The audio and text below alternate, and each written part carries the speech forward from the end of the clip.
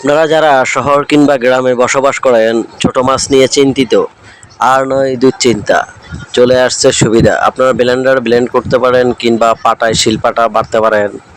ছোট মাছগুলো, মলা মাছগুলো দিয়ে বড়া বানাতে পারেন। খেতে অনেক মজার, সুস্বাদু, সুন্দর একটি নাস্তা হয়ে যাবে। গরম ভাতের সাথে খেতে পারেন আপনারা। যারা খামারি ভাইয়েরা আছে, অনেক মাছ নষ্ট হয়ে যায়, কিংবা যারা মাছ বিক্রি করে অনেক মাছ পচে যায়, নষ্ট হয়ে যায়, শুটকি দিতে পারেন এবং কি বড়া বানাইতে পারেন।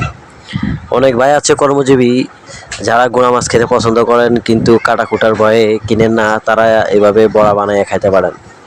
খেতে অনেক মজার, সুস্বাদু। আপনারা ঘরে বানায় খাবেন। এই ভিডিওটি আপনার বন্ধু বান্ধবের মাঝে ছড়িয়ে দিতে পারেন, শেয়ার করতে পারেন কিভাবে বড়াগুলো বানানো হয়। আপনাদের মাঝে শেয়ার করলাম ছোট মলা মাছ দিয়ে, পাঁচমিশালি মাছ দিয়ে কীভাবে বড়া বানায়। আপনিও নিজে বানাইতে পারেন ব্লেন্ড করে কিংবা শিলপাটা বেটে। এখানে দেওয়া হচ্ছে গরুর মশলা এবং কি ধনিয়া পাতা, কাঁচামরিচ, পেঁয়াজ, নাগামরিচ, হালকা হলুদ এবং কি আদা।